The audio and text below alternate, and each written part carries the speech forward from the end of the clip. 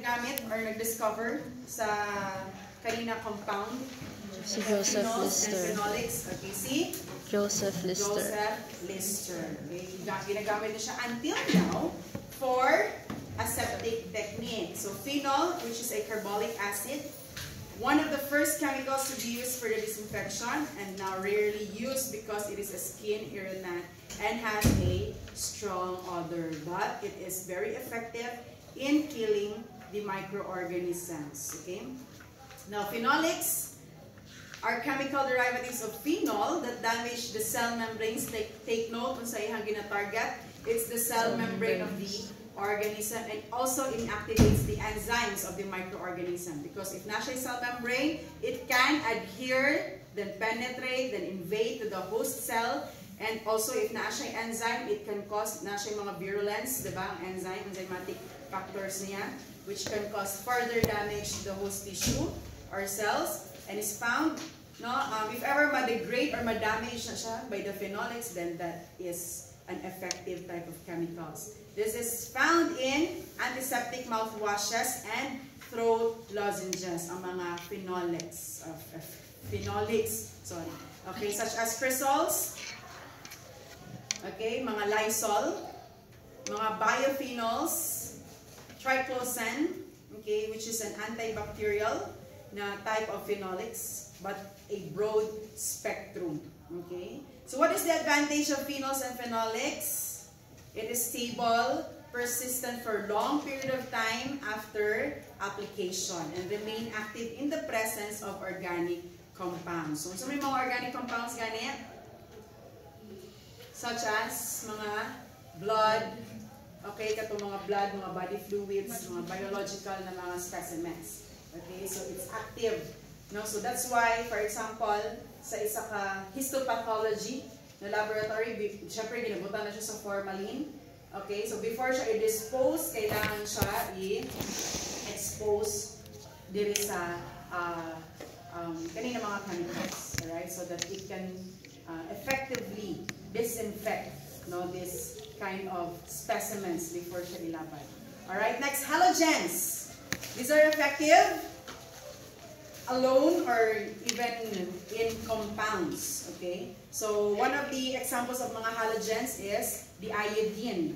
No, so tincture of iodine, di ba na povidone iodine, tincture of iodine, Lugol's iodine. Okay, but ang tincture of iodine, kapag makakita mo sa tincture of iodine, it has an alcohol solution. So this is used, no, as antiseptics. So combines with amino acid, tyrosines in proteins, and also denatures the proteins of the microorganisms. Then, ang problem na ani sa iodine is it can stain the skin and even the clothes. Sometimes irritating siya. So there are also patients na allergic, no, to iodine or naga-red or naga-start of red or swell ang ilahang, hindi mo din na po to swell. Nag-redness na ang ilahang skin once na come in contact with iodine. Okay? So, even up till now, no, tincture of iodine is also used sa mga operating room. Mapansin na ninyo, no, to prepare their patient before sila i-cut. Okay? So, tincture of iodine is used again for disinfection. Okay, so iodophores, these are compounds with iodine that are slow releasing, in which it takes several minutes to act. So that's why ang disadvantage lang niya, pwede na tendency na mag-multiply na ang microorganism pero wala pa siya naka-take sa iyang action, no, to kill the or to become effective, no, to the bacteria. This is not also effective against bacterial endospores. Right? Iodophores, no, are also used in surgery. So one of the examples of mga iodophores, mga betadine and mga isodyne. So we have chlorine. Chlorine, which is used sa pools, no, even in Davao, our water system, sa drinking, sa atong water system, no, chlorinated ang atuang water. Okay, so that's why na-taste, lahi iyang taste, kasi nakainom sa tap water diri sa Davao. Diba, lahi iyang taste compared sa ubang lugar. Kalawang yung Alam mo, sige, okay, i-recheck na yung tubo, okay? So, ang Davao City na like chlorination sa water, so part yun na sa ilang pagkat para maiwasan itong mga coliform na mga bacteria, no, such as mga E. coli, which is delikado sa, or kaya maging present sila sa water, okay? So, that's why added chlorine, and then also, chlorine, ginagamit ko siya sa mga sewages. Okay? So, by the way, I remember sa amuang analytical chemistry before na teacher, ihagin ang ginaingon niya since ang water sa Davao is pwede man siya mainom. Depende sa asa ka located. Diba?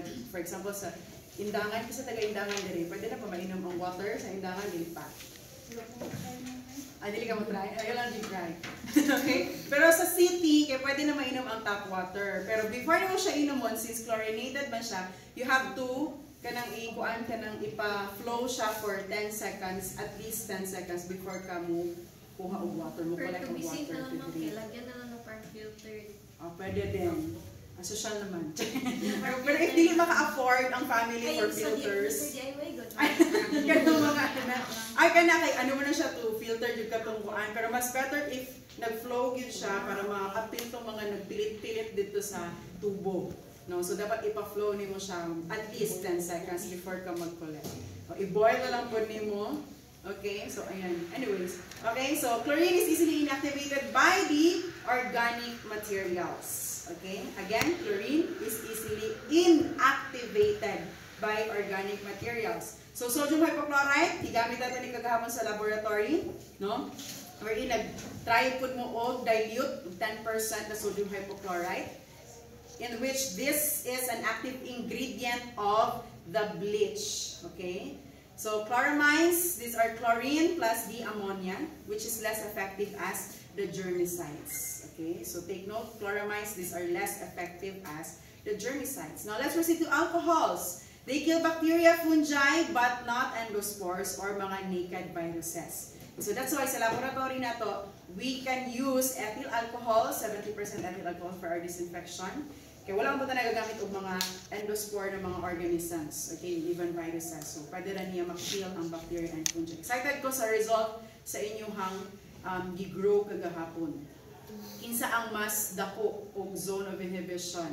Si Lysol, si alcohol, si sodium hypochlorite. Wala ko siguro biday mo tubo dito, no? Ma'am, dali yung zone of inhibition. Wala na yung tubo. Patay. Okay, so the alcohol is used to mechanically wipe microbes off the skin before injections or blood drawing. Alright? What's the action of the alcohol? It denatures the what? The proteins, and also it disrupts the cell membranes. However, alcohols are not good for open wounds. Kinsa ang nagabuhat ani pagmasamad anaan day alcohol. Childhood, diba? So mo na magpepla. Para mama. Ikaw. Yes, no? Para din na daw. Yes, para mauga daw dayon. Di ba mo na ginaingon nila para mauga daw din, di daw mo gawas ang pari. Okay, so please do not, kisa ba'y nag-practice paghapon namin? Kanang pagmasamad, alcohol dayon.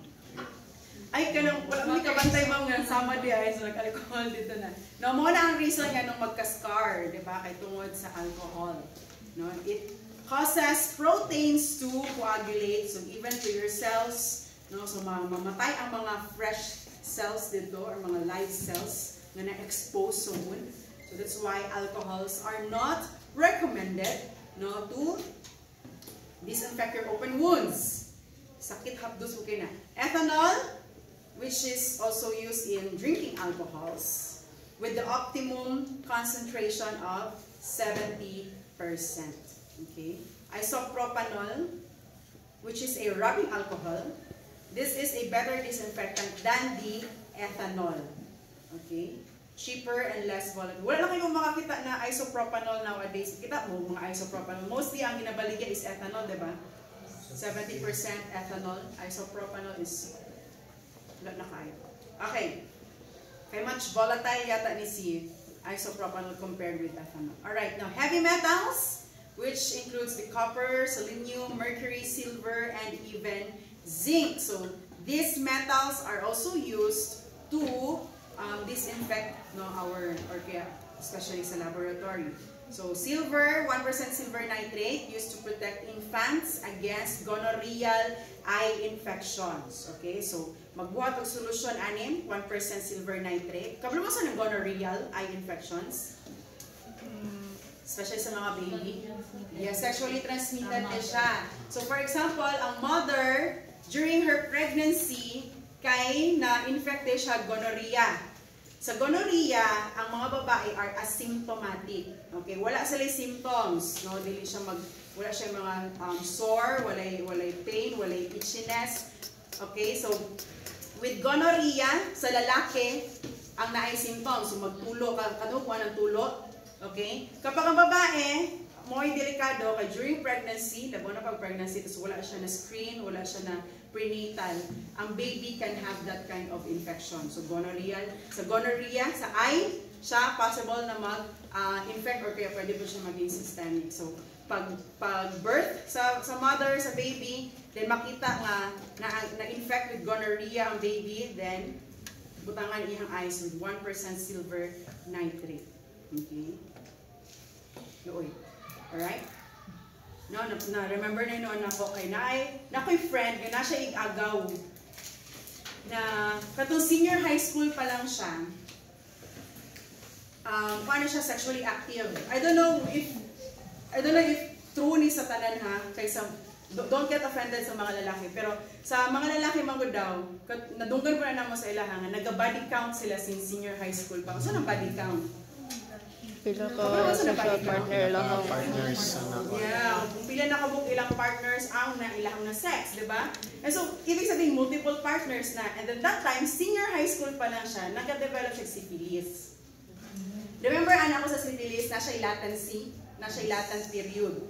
Karon, syempre, kay feeling okay na siya, kay nag-latent period na siya. In his college days, nakabuntis siya. Nabuntisan ni Iyahang uyab. Karon nanganak iyang uyab, like recent naging kayo, 21 days na sa ICU iyang baby. You know why? Nag-develop ang baby og neurosyphilis.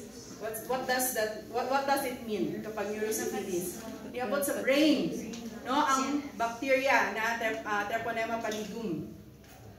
Diba? So imagine na mga babies pa lang they suffer that kind of consequences from the wrongdoings. Okay, so if you know someone, no, kanang actively ingon anak, please remind them, educate them, since lucky kayo ta nga nakabaluta about this one. So educate them para you know nga purpose nga nung naging medical technologies mo, para maging health advocate mo sa tanan. Okay, even apply it to yourself also. No, so if you have done this, no, in the past, but hindi ay sexually active mo, you still have chance na i-stop na siya because duha pa lang ka bacteria atong nasturyahan about sexual na mga activities, no, daghan pag mga bacteria ang makakause og sexual na diseases. Okay, continue ta sa heavy metals. Mercury, organic mercury compounds like merthiolate and mercurochrome are used to disinfect the skin wounds. However, nalay mga problems aning sa heavy metals, no, since heavy metals sila, no, it can accumulate inside the body, and since it is toxic sa atoa, later, sooner, it can cause poison. Diba? Kaduhog mo atong balita, may namatay lalaki, dulayo naman kayo na mag-topic sa pano. May namatay lalaki kay iyahang tumbler. 10 years niya ginagamit. Okay? Kanang thermostable na tumbler ba, kanang maka-contain of 12 hours na heat for 12 hours, diba? Or kaya cold for 12 hours. 10 years na niya ginagamit. Di syempre, what if chlorinated ng water na yung ginakuan. So, namatay siya, and then the clinicians found out nga ang iyang ginainom din na tumbler is nanitaya. Nag-rust. Okay, nag-rust na ang iyang contain iyang tumbler. Also, be careful, no? Labaw, dili mo po sa gina-down na to ang mga China na mga products. But there are products good, especially sa China nga. Ang ilang contents is, for example, kanang non-stick na frying pan. or kaya kaning mga tumblers na to, wala kabalo nga coated na siya with chemicals na pwede makadawat sa itong lawas. So na ay mga toxin na mga substances such as kani mga heavy metals na di siya taas na content na mercury, taas di siya content na copper, no, selenium and zinc. Okay? In relation to that, this heavy metals, even if used siya as disinfectants, ang disadvantage niya is it can accumulate to the host, to our body, to the human body, no, in which pwede siya maging poison or toxic. Okay? Now, copper for the heavy metals, copper sulfate, used to kill the algae in pools and mga fish tanks. Alright? Selenium, this kills fungi and the spores, used for fungal infections. So, na-remember lang ako ng copper sulfate. Copper sulfate, na may available sa Shopee. Nakanagong liquid na solution na siya. No, so, amo magod sa dili pod siya generally kwan. Nami silingan nga ang ilahang kanang semento nga wala good tiles or kanang semento lang gud siya.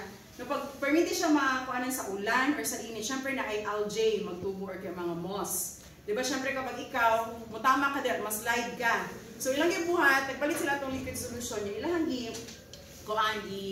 i-spread dito sa semento para di na sila mamatay ang algae or kaya mga mosses dito.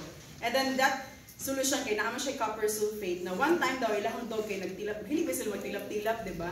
No, so, siguro kay nalabay dito ang food niya, nitilap ang dog, so na kuan ang dog, kanang in the long run kay nagkasakit siya. Nagkaroon siya mga bukol-bukol, no? And so, ana ang, kaya pa sila, no? Ana ang sige tawag sa kuan? Vet, ana ang vet nga, ano daw na day, ay toxic substance daw nga nakuha ang dog. So, dito nila ginakuha, hala, kay nag-ano, basic possible, kay dito mo po na mo ginakuha ng food, no? Sa area kung asa may nagabutang atong fluid for algae or kaya mga moss, alright? So, careful lang po ta, no? If we use this kind of chemicals that toxic din siya sa ato. Yeah. Especially, i-highlight yun ako ang heavy metals. Selenium, it kills fungi and their spores, which is used for fungal infections. Zinc, zinc chloride for mouthwashes. Zinc oxide for paints, antifungal agents sa paints. Okay? Labaw na sa mga paints, no, nga, or kaya sa area nga mabutangan og paint, na kung asa, exposure with moist because fungi loves moist. So for example, sa CR or kaya sa kanang kusina, okay? So that's why i-add ning zinc oxide sa paints. Alright. Next, quaternary ammonium compounds or mga quats, no? These are mga liquid agents, dishwashing, mga detergents, okay? These are widely used surface active agents, the cationic detergents, which are effective against gram-positive bacteria because they can penetrate directly to the cell wall or cell membrane. Then less effective against gram-negative bacteria because unsa gani ang reason anong less effective siya with gram-negative? Unsa to? Thick ang sa gram-neg. Ang gram-positive ang thick. Okay? Sa gram-neg na siya 3 layers, no? So napa siya outermost layer before sa peptidoglycan and then dito sa iyang innermost which is the cytoplasmic membrane, okay? So that's why dili siya effective for gram-neg. This also destroys the fungi, amoeba and the envelope viruses. Okay? Sa mga viruses, weird ang viruses kay nasa sila naked na mga viruses. Ang naked na viruses, wala sila envelope, wala covering sa ilaha. Nala sila katong capsid. Okay? Ang mga naked hinuon ang resistant sa mga quaternary or mga quats. Okay? Kapag envelope siya na virus, mas sensitive siya with the quats. Okay? So medyo libog iyahang or confusing iyahang structure.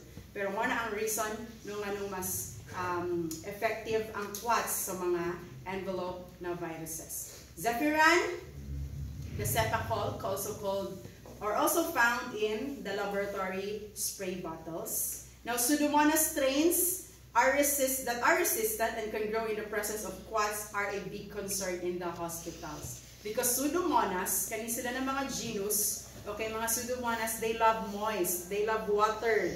So whenever that quats, no, ang mga quats contained water, something. Na siya, nag-contain siya water, mabimuhan ko ano, wala kong ipanawag ang ano, 3B. Wala mo lang ko. May problem. Okay. Okay, so ang Pseudomonas again, no, can grow especially sa mga pots nga na ay water content. Okay? So be careful.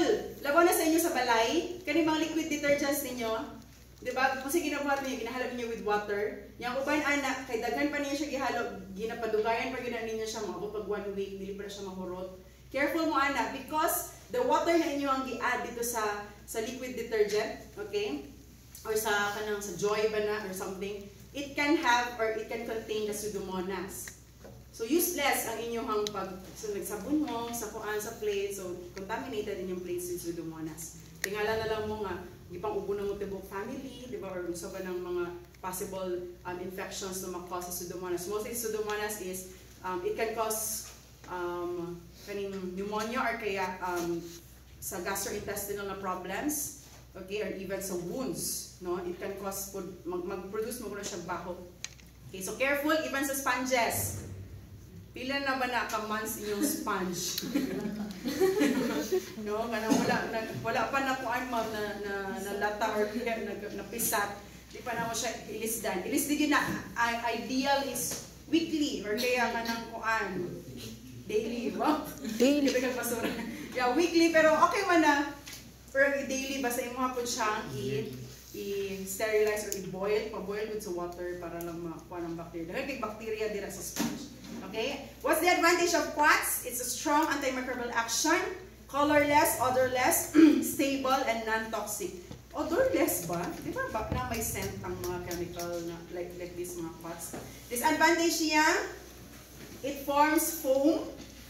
Okay? Kapag mag-form siya foam, di ba kapag na-foaming, madala dito ang bacteria or mga germs. Di ba ang reason gani kapag hand wash ka, anong ipabula man mo siya para magka-saponification, madala dito ang germs or kaya kuan ang oil, ma-remove ang oil sa imuhang skin, okay, para madala po ang germs. Pero ang sa ingon ani kapag gamiton siya as disinfectant, mag-produce siya of foam, yung siyang bacteria madala dito, dili ma-target ang iyahang cell membrane, ang iyahang proteins, iyahang enzymes, no? So ma-transfer lang. What if mo pop up tong foam or kaya tong bubble, mulupad lang ang bacteria, ma-transfer lang siya. Okay? Organic matter interferes with the effectiveness of the quartz. Okay? So take note, unsa to mga organic matter no nga maka-interfere. I mean, unsa to na mga chemical methods na in the presence of organic matter is ineffective na sila. Okay? Neutralized by soaps and anionic na mga detergents. Alright? So aldehydes, these are inactive proteins by forming covalent crosslinks with several function groups. So sa mga aldehydes, these are formaldehyde gas, which is an excellent disinfectant, commonly used as the formalin with 37% aqueous solution. So sa laboratory, every time, or kaya sa histopathology, every time na na-ay sample, na nagikan i-biopsy, kapag i-transfer na siya sa laboratory, dapat naka-soak yun siya sa formaldehyde. 1:10. 1 ang volume sa sample, 10 ang volume sa formaldehyde or sa formalin. So this was used extensively to prevent biological specimens and inactivate viruses and bacteria in vaccines. This also irritates mucous membrane, strong odor, also used in mortuaries for embalming. Dugaya sa kuan, padayon na lang kita discussion. I supposedly mag-start na ko og staphylococcus, mga gram positive. Pati na to, glutaraldehyde. This is used as the sterilizing agent. Okay, so you read this one na lang ha. And then gaseous mga gaseous sterilizers such as the ethylene oxide with biological indicator Bacillus subtilis variant Globigi. Okay? Ethylene oxide, it kills all microbes and endospores. But it requires exposure to 4 to 18 hours. Kailangan sa nimo i-soak ang mga kailangan nimo or ang mga apparatus ba or even For example, ang clothes. No? Okay. Next, peroxygens. These are oxidizing agents such as the ozone, hydrogen peroxide, and the benzoyl peroxide. Okay. Peracetic acid also is used in one of the types of the oxidizing agents. Alright. Now, we have discussed this biosafety levels in the laboratory. So, kindly read through this also. Okay, magawas this sa exam. By the way, for your exam,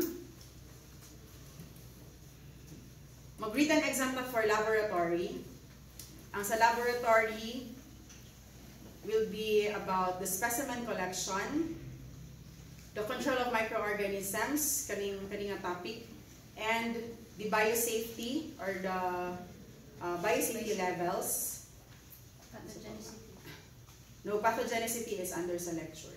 So maghatag na lang kung TOS. Okay, so written ang ato ang laboratory exam and also our lecture, in which ang laboratory exam ninyo will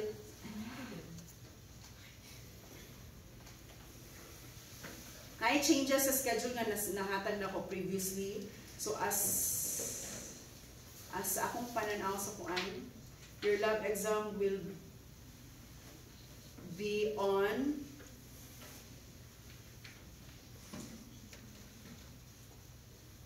mag-una na lang tag-lab exam August 29 sa Friday. Next week. Friday next week. Kaya? Kaya naman. A, B, C. Kaya ninyo mag-exam, mauna or isabay na lang ang exam sa lecture. Mag-una na lang, miss. I-separate na lang nato ha ang exam sa lab. Unahon nato siya by August 29. August 29. 100 items for the laboratory. Huh? Okay. Yes, I am time. 1 to 5 p.m. Ay, na may CD rin, no? Yes, miss. Mag-announce lang po officially sa time. Okay? For your laboratory exam, written na exam, wala tayo practical muna. That would be this August 29. Okay?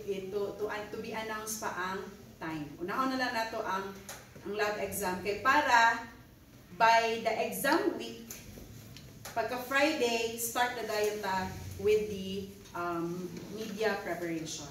Magluto na ta. Okay? Alright. Do you have any questions? Okay. Nagduduhan ko magsugod og klase og gram positive kay basig mo alarm card kalit mabitin na noon ta. Alright.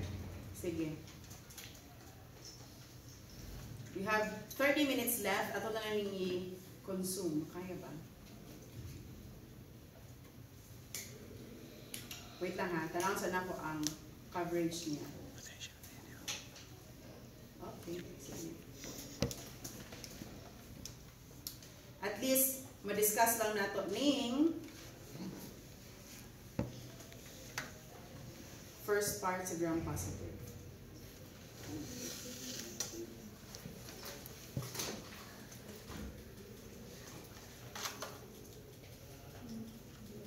Okay. Wait lang. Mag-save ako as PDF para ma-send na ko sa inyo.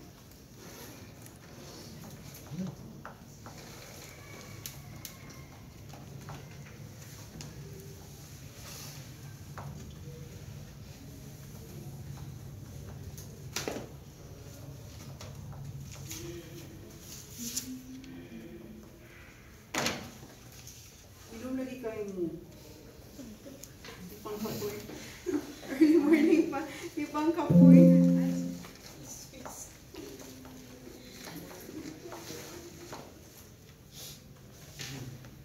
So I'll try to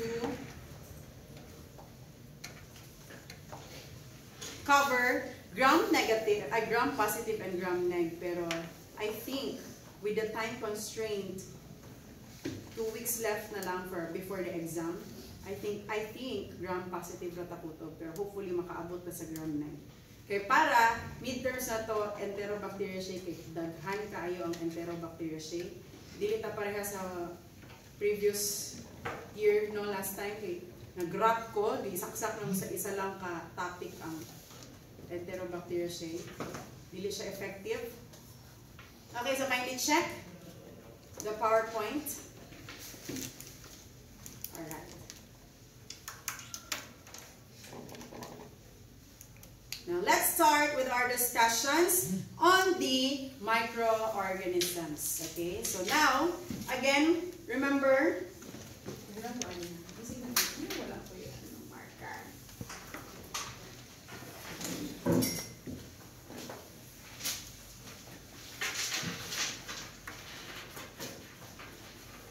okay.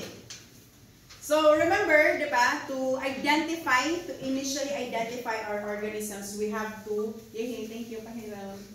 We have to start with, unsa na procedure? Thank you. Unsa ba? Gram stain. Hello, are you with me? Naman po sa inyong balay. Okay, so we have to start with gram stain. And this gram stain differentiates, unsa man? Bacteria according to their peptidoglycan. Hello! Kisa na yung thick peptidoglycan? The gram-positive. Okay, so si gram-positive. Ang thin peptidoglycan? Gram-neg. Okay, gram-negative. Alright? Alright. Now, we will learn these organisms. Isa-isa mo na to sila. So, let's start with the gram-positive. So, gram-positive can either be a cocci or bacilli. Remember, ang gram stain, ang color lang ato ang color ato makita, no? In which mag-differentiate siya kung gram positive or gram negative. Now, after niyo ma-determine yung color, you will check their morphology if cocci ba siya or bacilli. Now, let's start with the cocci. Okay? So, mga gram-positive cocci. Alright? These are mga families na Micrococcaceae and mga Staphylococcaceae. So say it with me, Micrococcaceae. Micrococcaceae. Staphylococcaceae. Staphylococcaceae. Ay sila ang important na mga family no underground positive cocci. Though there are a lot po na mga families, okay, na po Streptococcaceae, mga Streptococcus, but for this discussion, we will start with the Micrococcaceae and Staphylococcaceae. Okay? Gusto ko na open. Okay, lagi copy. Saan ako? Okay. Alright, so now let's review our previous discussion about microscopy. How do you describe the bacterial morphology in terms of arrangement of Staphylococci species? Are they in chains, in pairs, clusters, in tetrads, or sarcina? In clusters. Kapag Staphylococci, they are in clusters. They are not in chains, they are not also in pairs, they are not in tetrads, and even sarcina. Okay? So, in gram staining, nakita man ninyo, di ba, sa laboratory, they look like this. Okay? So, they are in clusters, and then or sila naka-grapes, ilahang arrangement. So these are Staphylococci, grape-like na mga structures. So if gikan sila sa blood agar, okay, when you get their colonies, then nagbuhat mo blood smear, then you perform gram staining. This is how they look like in the microscope. Another question. In smearing and staining of the specimens of gram staining, what is the primary stain being used? Crystal The crystal violet. Okay, so review na to ang steps. Crystal violet, which is the primary stain. No, we will perform or flood the smear for 60 seconds, then followed by the grams iodine for 60 seconds, then acetone alcohol for 5 seconds, or until no more crystal violet flows. So sa section C, sa C, 3C, na-discuss na mo ang mga common errors sa gram staining. Okay, so sa acid alcohol, mostly, I mean acetone alcohol, dili gyud probably magka-problem. Mo na ay understained, ay under-decolorized, or over-decolorized, making the microorganism appear nga dili mao. For example, gram-positive siya, pero na over-decolorize siya, nag-gram-negative yung appearance. If gram-negative siya, tas na-under-decolorize pag yun siya, then gram-positive yung appearance. Okay? So, it depends no sa inyuhang bacterial smear. If ever thick ang inyuhang pag-smear. O saan pagkabalo na thick inyuhang pagka-smear? Turbid. Too turbid na po kayo iyahang imong pagkabot sa smear. That is why, I really recommend nga, napansin ako sa inyo ha, ginapatong ninyo ang slide sa paper. Pag mag-bacterial smear mo, remove the paper, ibutang siya against a black background. Black man na itong table. So make use of it. Okay, para makaibalo kung thick na ba kayo inyo ang bacterial smear. If that is katong white na kayo siya, opaque na kayo ang nagway, no? So, it means too thick na kaayo. So, if too thick inyong pag-smear, let it be na lang. Pwede mo magbusa, pero kung too thick, let it be. Diri mo mag-adjust sa gram staining. Okay? Sa acetone alcohol, no? Kung tama inyong smear, not too thick, not too thin, ideally 5 seconds. Pero kung too thick, inyong yung remove ang katong crystal violet. Nasabdan ba? Okay? If too thin po, na tendency nga, wala na kay microorganism makita. Okay, so tig-5 na lang kabuok, tig-10, so pangitaunan yun nimo. So that's why you really have to make sure that your smear is enough lang siya na dili siya too turbid ang imong pagka-smear, okay, sa bacteria. After the acetone alcohol, safranin, which is the secondary or the counter stain, for 30 seconds. Okay? And then take note, every steps kay unsa na ay water. Okay? So, dapat na ay water. For the laboratory, we will perform this no, sa atong next na activity. Mag-gram stain hapon ta. So, kindly apply kung sa itong mga na-learning about the common errors. Okay? Now, let's start with this discussion. We'll describe the general characteristics of Staphylococcus and Micrococcus. We will list the various types of diseases specifically associated with Staphylococcus and Micrococcus, and we will outline and explain the basic biochemical tests used to differentiate Staph and Micrococcus. I know this can be overwhelming. Kay daghan kaayo information no on the next na topics. Okay? Dili lang about sa general characteristics of the organism. We will also learn their biochemical tests, no, ilahang mga virulence factors, and at the same time ilahang mga infections. Ayaw pa overwhelm, but i-absorb ang mga details no, na i-discuss. Okay, so now let's talk about the general characteristics of the gram-positive cocci. Okay, so gram-positive cocci, mga staphylococci, specifically staphylococci, katong mga in clusters, they are non-motile. What do you mean by non-motile? They are catalase producing. Okay, so therefore naa sila enzyme na mag-produce of catalase. Gram-positive cocci. So they come from the Greek word staphyle, which means bunch of grapes. So historically, the genus Staphylococcus was included with the genus of the Micrococcus. But now, no, ang Staphylococcus, nag-separate na siya no, into another member na siya na Staphylococcaceae. So dili na siya under sa Micrococcaceae. So in the smear, it exhibits spherical cells. The colonies, nakita man ninyo sa laboratory, they are medium-sized beta hemolytic colonies. What does it mean sa beta hemolytic? For example, this is the colony. Ang hemolysis is maklaro na siya or ma-observe in blood agar plates. Again, asa makita ang hemolysis? Blood agar plates. Okay? For example, this is the colony, and then ang hemolysis, there is a clearing. There's a zone. No, clearing sa zone. So, for example, red na siya because ang blood agar plate, of course, blood, it's color red. Okay, red na siya, and with beta hemolytic, nag-clear ni siya. To the point na if ibutang nimo imong gloves, no, sa likod o imong finger sa likod sa plate, maklaro na nimo imong gloves dire sa ka-clear niya, clear zone. Pero naapagyapon ang colony. Na-guess ninyo? Sooner, masabtan ninyo ang principle sa hemolysis. No? So, ma-discuss natin siya more on sa mga streptococcus. Okay? So again, they are medium-sized beta hemolytic colonies that are creamy or white and rarely gold. Okay? Especially if the organism is Staphylococcus aureus. Munang aureus siya because of the pigment na gold. Okay? So take note, again, ihang color sa colonies, pag-abot sa laboratory, creamy or white, and sometimes gold. Okay, take note. Pag makita mo creamy or white na color na colonies, tas beta hemolytic pag yun, ang uban kay wala. So, nga na mo yung idea, hala, basic si Staphylococcus aureus ni, or mga Staphylococcus species. Okay? And they resemble some members of the family Micrococcaceae. Okay, di ba previously na belong siya sa family sa Micrococcaceae, such as the genus Micrococcus, catalase negative producing coagulase, negative sila, and mga gram-positive.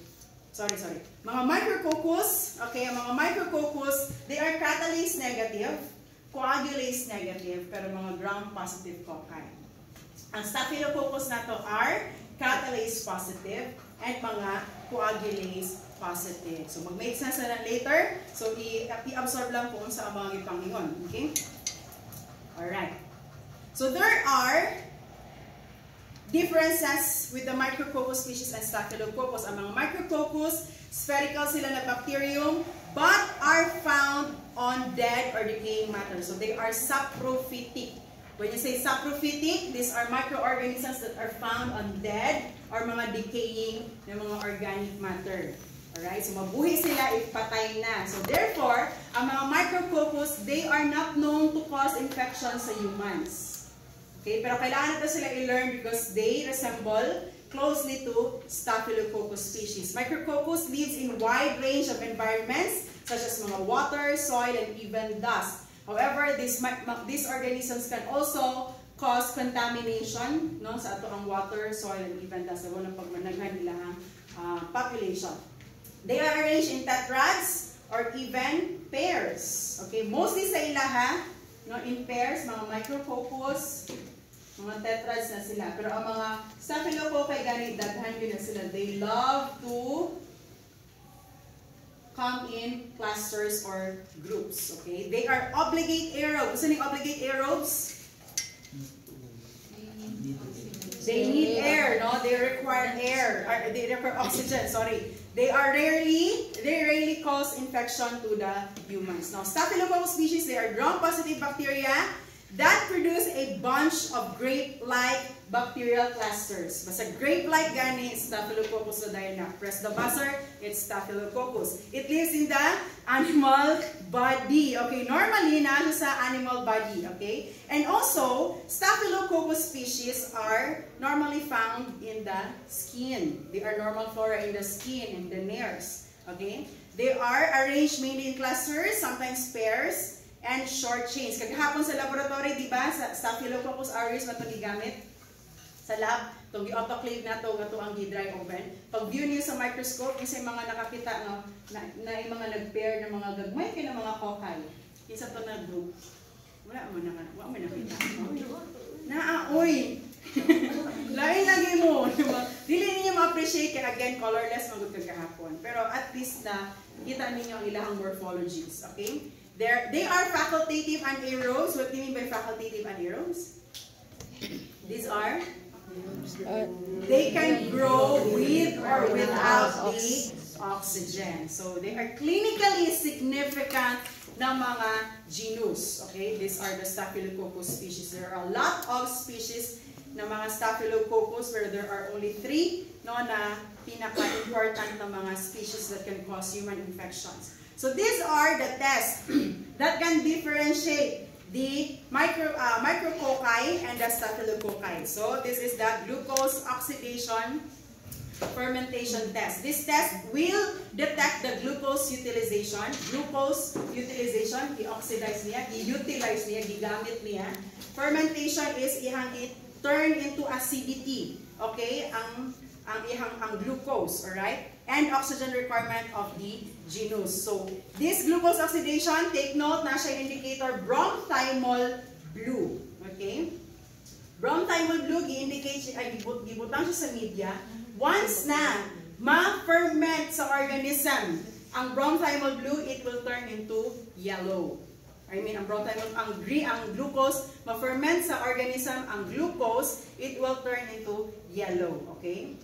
So from brown thymol blue, mo convert siya into yellow. Alright? So the medium for glucose oxidation fermentation test to determine staphylococci from micrococci is the U and Leibson na tubes. Okay? So unsay naani duha ka buok tubes.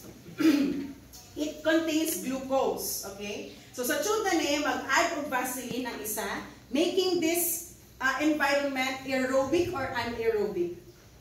What do you think? Oil or Vaseline na siya? This is now an anaerobic na environment. And then this one, walay gibutang na oil. Okay? So making this aerobic na tube. Now, gi-inoculate ang organism. Okay? Now, if mag-turn siya into yellow, then this is, therefore, the oxygen is being used. The glucose is being used. Okay? So, nag-turn man into yellow ang duha ka buok. Anaerobic and aerobic na environment. What do you think ang organism na ni? Is this Staphylococcus or the Micrococcus? Kisa gani ang obligate anaerobe sa ilaha? Si Micrococcus. Ang facultative anaerobe? Okay, si Staphylococcus. So since nag-grow or kaya na-utilize man ang glucose, either na ay present sa oxygen or wala, therefore, kinsa ni siya na organism? Si Staphylococcus. Okay? Now, in letter B, no? Kapag letter B, ang pag-turn sa media into yellow, no? Therefore, na ay presence sa organism or kaya na-utilize niya ang glucose. Okay? Alright. Now, sa letter C, wala na letter C. Letter B, wala na, control na ng letter C. Ang letter B, what do you think ang organism ani? Staph or si Micrococcus? Nganong si Micrococcus man? Na ba siya growth sa anaerobic na environment? Wala. Na ba siya growth sa aerobic na environment? Naa. Kung sa gani si Micrococcus, obligate aerobe. So therefore, it requires oxygen for its growth and its metabolism. So this is Micrococcus and this is Staphylococcus. Okay, ang letter C, wala na siya growth, wala organism ana. Alright, so therefore, no, Micrococcus are oxidizers. Oxidizers meaning they consume the oxygen. No, they consume the oxygen in the presence of the they consume the glucose in the presence of the oxygen. All right. Now fermenters ang Staphylococcus because they fermented the glucose even in the presence of oxygen and in the without or in the absence, of the oxygen. Okay. Now let's proceed to the modified oxidase test. Say modified oxidase test. Modified oxidase The principle test. of this test is the bacteria produces the cytochrome C.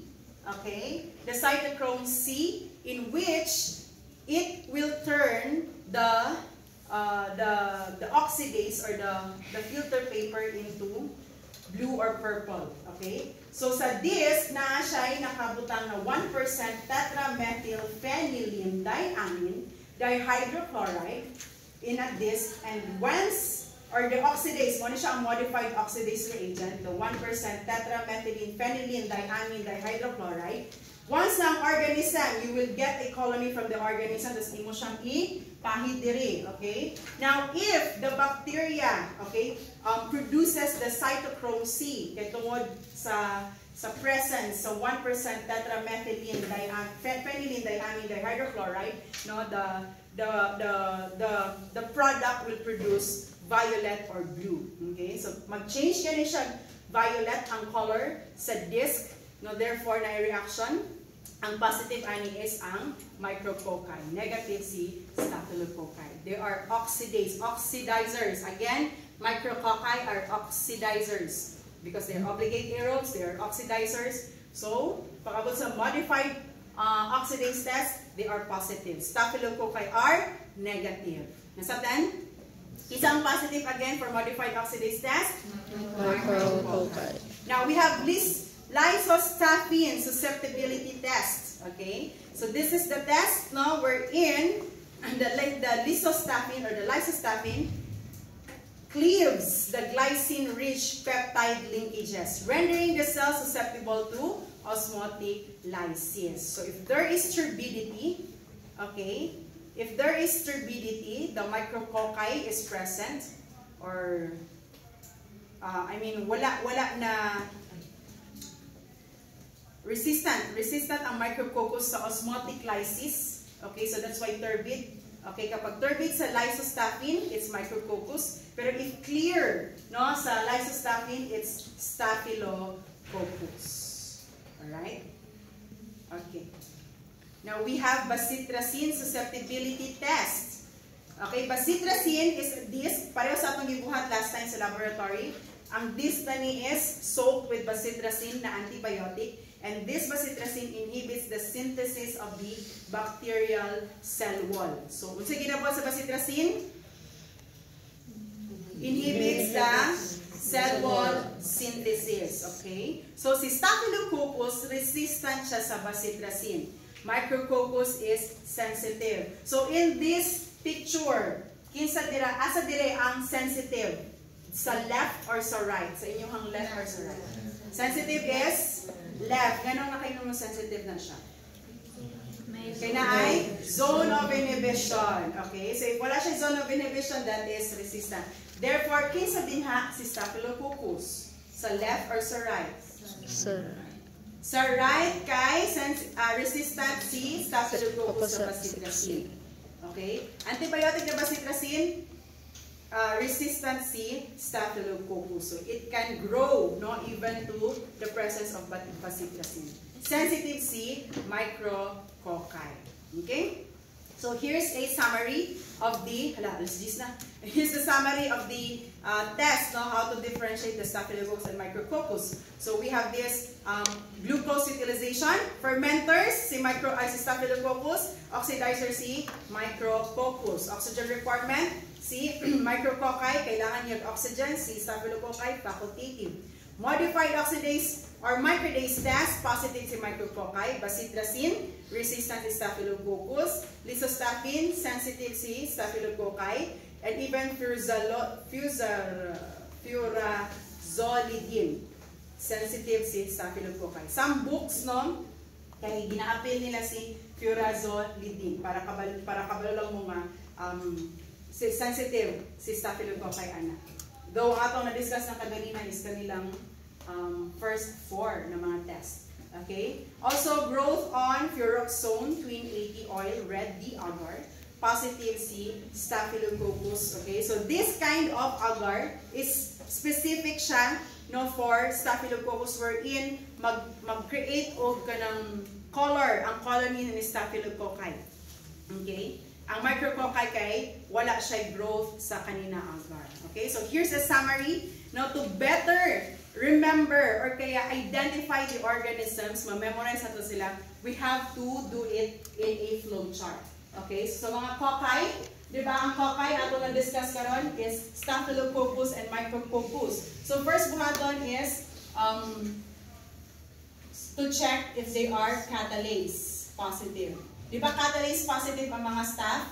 If positive siya, it can either be micrococcus or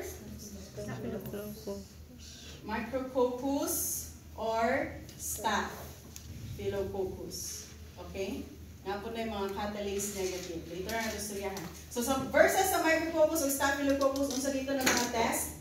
Glucose utilization.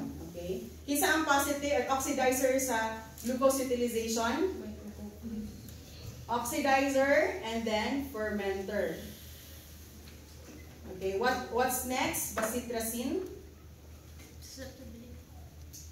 Susceptibility. Resistant. Isa ang resistant? Staphylococcus. Ang sensitive? Micrococcus.